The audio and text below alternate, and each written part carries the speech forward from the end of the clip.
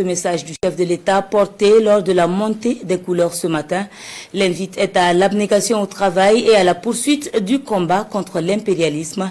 Le capitaine Ibrahim Traoré s'est également prononcé sur les relations entre l'Afrique et la France en réponse aux propos du président français. On écoute un extrait. Je vous souhaite très bonne et heureuse année 2025. À travers vous donc à tout le personnel travaillant à l'institution président du Faso.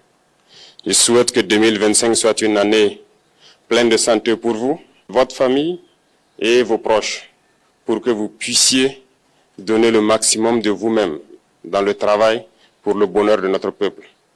Que 2025 soit une année où vous verrez tous vos projets donc couronnés de succès, de prospérité et surtout que tout au long de l'année, que Dieu guide donc notre action, nous protège et veille sur nous. Je souhaite aussi rappeler à tout un chacun que la lutte contre l'impérialisme doit être donc intégrée dans nos gènes maintenant. Ça doit être une lutte qui se mène de façon implacable et tous les jours. Parce que beaucoup de gens n'ont pas compris ce que c'est que cette lutte jusque-là. Nos vaillantes forces combattantes sont sur le terrain. Ils mènent le combat contre les valets manipulés, ces criminels qui écument nos campagnes tous les jours et tiennent bon pour amener la paix dans notre cher Faso. Autant ils le font, nos masses populaires laborieuses, que sont les agriculteurs, les éleveurs, se battent aussi également pour qu'on puisse atteindre l'autosuffisance alimentaire à travers donc l'accompagnement de tous les techniciens du ministère de l'Agriculture. C'est très important. Et autant qu'eux aussi se battent dans l'administration, nous devrons nous battre pour changer de mentalité. Cette décolonisation mentale, c'est la partie la plus difficile. Et c'est pour ça que nous tenons à vous rappeler constamment qu'il faut changer de mentalité, revenir à nos sources et nous battre. Et c'est ça aussi le combat contre l'impérialisme. Toutes les occasions nous sont offertes pour pouvoir comprendre l'impérialisme, ses manifestations. Quand je prends dernièrement les propos de Emmanuel Macron sur l'Afrique, eh bien, tout Africain conscient devrait donc comprendre très vite tout ce qu'il a pu nous dire et qu'est-ce que ça signifie. Le général Tchiani a dit il n'y a pas longtemps du changement donc de tactique ou de stratégie des forces françaises en Afrique, et je pense qu'il est venu le confirmer. Il s'agit de dissoudre et de garder un dispositif socle. Et Emmanuel Macron l'a si bien dit qu'on ne peut que le remercier pour cette sincérité, même si certains ont voulu mettre la poudre aux yeux de leur population, mais la réalité finit par rattraper aussi. Ils ne partiront pas de certains pays, ils ont juste dissous le dispositif. Vous ne les verrez plus dans des bases, mais dans les ambassades, ils seront là. Ils vont constituer des sociétés de sécurité pour sécuriser leurs sociétés qui existent dans ces pays-là. Mais les soldats seront là. Mais vous ne les verrez plus en tenue ou rassemblés dans des bases. C'est tout ce que ça veut dire. Ils vont se réorganiser, mais seront là. Il a parlé de politesse vis-à-vis de certains chefs d'État en leur donnant la primauté d'annoncer donc la rupture ou le départ des forces françaises. Ça nous importe peu, on peut dire. Mais tout ce que nous savons, c'est que si vous voulez une rupture avec ces forces impérialistes, c'est simple, on dénonce les accords. Tout commence par là-bas. Et je pense que l'exemple du Tchad, en tout cas, est palpable. Ils ont commencé par dénoncer les accords. Sinon, si on ne dénonce pas les accords, juste dire que les bases quittent, on n'a rien fait. Parce que le problème se trouve dans les accords coloniaux de défense qui ont été signés depuis l'indépendance. Le plus dangereux n'est pas ceux-là que vous voyez dans les bases. Le plus dangereux, ce sont les conseillers militaires. Les conseillers militaires existent dans tous ces pays. Ils ont existé au Burkina aussi jusqu'en fin 2022, jusqu'à ce que nous prenions nos responsabilités. Et qui sont ces conseillers militaires? C'est ceux-là qui sont censés mettre en pratique la politique de la France ici.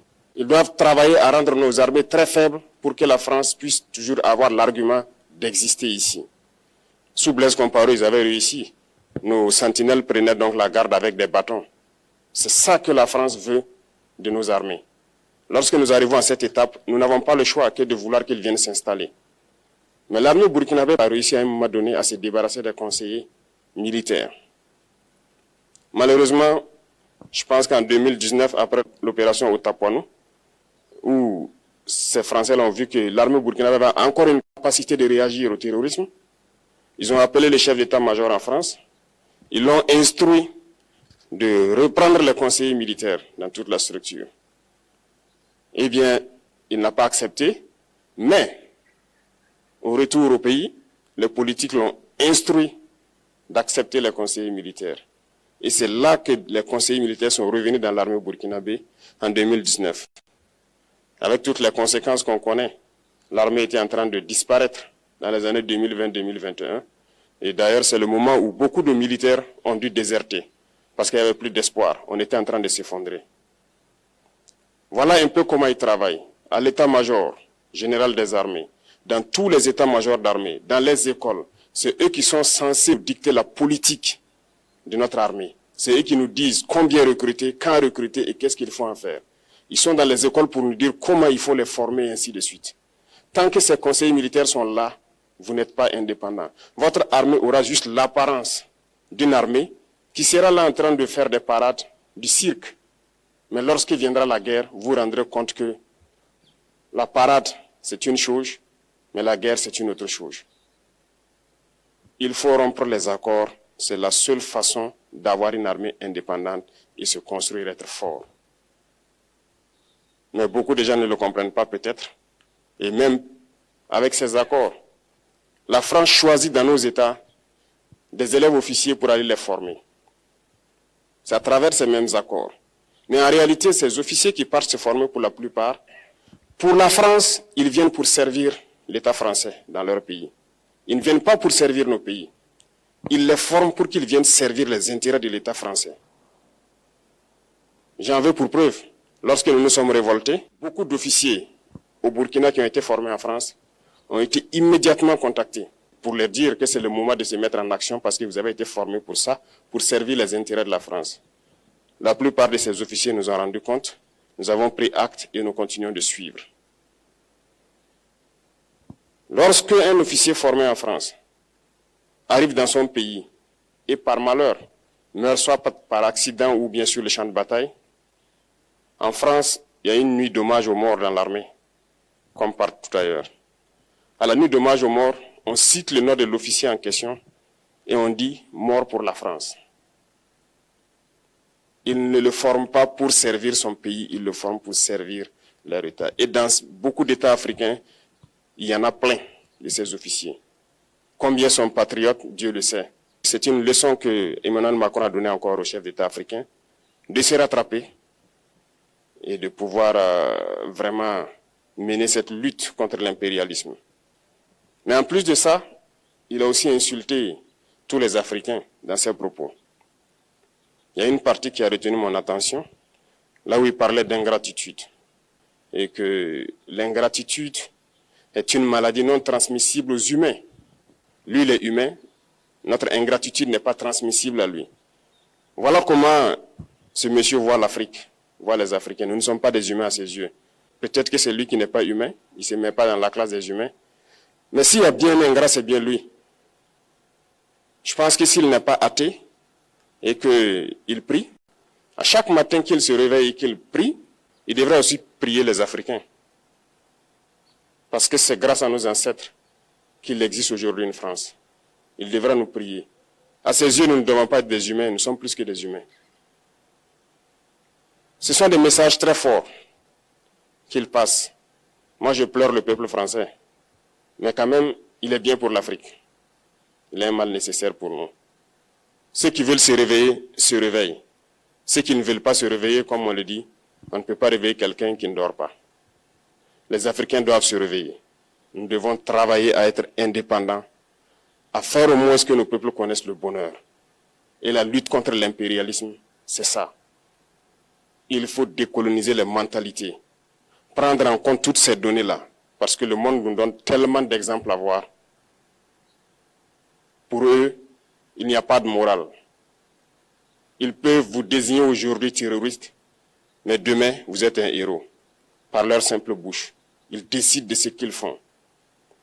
Ils parlent de démocratie, mais ils se font eux-mêmes des coups d'État constitutionnels entre eux. Ils parlent des droits de l'homme, mais ils déciment des populations ailleurs. L'Africain doit se réveiller, l'Afrique doit se réveiller. Et le combat contre l'impérialisme est permanent. Et je vous invite à incorporer ce combat, à travailler en sorte que nous soyons réellement indépendants, que nous soyons autosuffisants et que nous puissions nous développer, connaître le bonheur, ce à quoi notre peuple aspire. Merci, je vous souhaite une très bonne journée, une très bonne semaine et une très bonne année. Et que, à la fin de cette année 2025, en faisant la rétrospective, nous devrons nous dire que nous avons apporté un grand plus à notre nation. Merci beaucoup à tous, que Dieu vous bénisse et que Dieu protège notre chère patrie. La patrie ou la mort, nous vaincrons.